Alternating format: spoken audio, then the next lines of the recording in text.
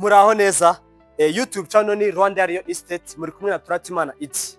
Uyu munsi turi mu Kagarama aho tugiye kwereka inzu nziza cyane iri ku giciro cya $350,000 y'amafaranga y'u Rwanda. Ni inzu nivuga ngo ni igiciro kiganirwaho. Inzu yakigije n'ibyumba 6, toilette 6. Iyo mvuze toilette 6, buri cyumba kiba gifite toilette. Inzu yacu ifite ibikoni 2 ndetse na salon 2. Ni ibyumba 6 mu nyumve neza, ibyumba 6, toilette 6, ibikoni 2 ndetse na salon 2. Ni inzu watuzamo famille 2 nkuko ndi bubereke muri video irambuye. Nuvuga ngo inzu yacu igizwe n'ibyumba 6, toilette 6. Murana ko ifite parking nini nkuko muri kwibona. Ndebera hano cameraman ahagaze, murebe nanjye aho mpagaze, murana ko harimo intera nini. Ni imodoka 6 zaparitse neza, ntayo ibangamiwe n'indi. Reka tube present rero ino nzu muraza kureba mwitonze mubashe kureba uburyo inzu imeze. Nkuko muri kwibona rero urana ko ari amakaro meza, igizwe n'utu design twiza aho bazagenda batereka amavazi cyangwa se indabyo. Ni inzu nziza igizwe n'imiryango 2. Nuvuga ngo ushobora kwinjira hano cyangwa se ukinjira hano ujya hejuru. Reka twinjirane mu nzu tutemberane iyi nzu yacu tubereke ubwiza bwayo. Ni inzu nziza pe, ndayibakumbuje. Ni inzu urana ko ifite salon nini nkuko muri kwibona, ifite salon nziza cyane mwoka byaramwe. Iyi nzu ndayibatuye. Ni inzu nziza nkuko muri kwibona, ifite salon na salle à manger bifatanye. Bivuga ngo uko uri muri salon ushobora gukoresha na salle à manger. Ni inzu nziza ndayibatuye. Hanyuma murara ko ifite lavabo nziza nkuko muri kubona, lavabo rwose murabona ziri class. Ni inzu nziza, iyi nzu ndayibakumbuje. Hanyuma tukivana muri ino salle à manger bitatuza mu gikoni cyiza cyane gifite utubati twiza mwoka byaramwe. Iyi nzu baricaye baradesigninga ku giciro cya $350,000. Iyi nzu yaba iyawe. Nuvuga ngo iyi nzu ifite ibyo hanze ndetse n'ibyo mu nzu. Ifite igikoni cyo mu nzu ndetse n'igikoni cyo hanze, ikagira n'inzu z'abakozi. Reka rero tuzamukane, reka dutemberane hano hejuru tugende tubereka uburyo inzu imeze. Cyiza cyane rwose nkuko muri kwibona. Icyuma gifite n'utubati mwagiye mubibona, nubwo nta matara arimo, tuyifashe nimugoroba nta matara arimo, ariko kugira ngo muragenda mureba uburyo iki cyumba kingana. Mundebere ahantu ndi, ni icyumba kinini cyane rwose. Ino nzu ndayibatuye, muranyurwa murayireba mwitonze nta kibazo. Hanyuma iki cyumba kikagira na toilette yacu. Urufunguzo ntarwo, ariko murihangana kuko muri kubona tuje nijoro kwifata, twa turi mu kandi kazi kenshi, ariko muratwihanganira. Ni ukuvuga ngo iyi nzu turi hano muri salon, ane ni ahantu wabika nka washing machine.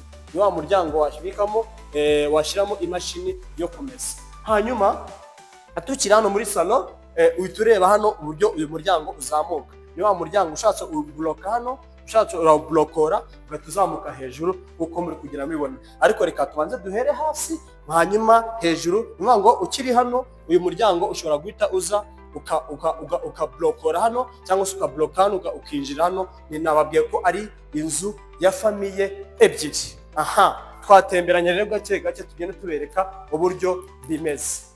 Tukiri hano uko muri kwibona, twinjiye muri iki cyumba kindi cya kabiri. Ngiki ni kugenda mubibona, ni icyumba cyiza kinini gifite nacyo utubati, nako gifite utubati twiza uko muri kugenda mubibona. Ni inzu nziza pe, ndayibatuye. Ifite udu spotlight twiza uko muri kugenda mubibona. Ino nzu ni nziza pe, ndayibatuye. Mufashe rwose dutemberane iyi nzu yacu twitonze. Ni inzu nziza, ikagira na douche yayo nkuko muri kwibona. Ikagira na douche yayo ngiyi uko kugira mubibona. Ni douche nziza cyane ndetse murana ko ari douche isanzuye. Ni inzu nziza ifite ibintu byiza bayikoranye, murana ko ari inzu nziza muri kwibona. Ni inzu nziza pe, ndayibatuye. Hanyuma tukiri hano muri iki cyumba, ndatuza muri iki cyumba twakwita nkaho ari principal. Murana ko tugiye mu cyumba cya principal, gihera ahangaha kikaza ahangaha. Murana ko ari icyumba cyiza gifite na toilette nziza. Wow, ni toilette rwose nziza ifungwa. Urabona ko ari za toilette nziza cyane nkuko muri kugenda mubibona. Ni toilette urabona ko ari za zindi bakora ziri sliding, za zindi zifunga rwose wanyereje gusa bisanzwe.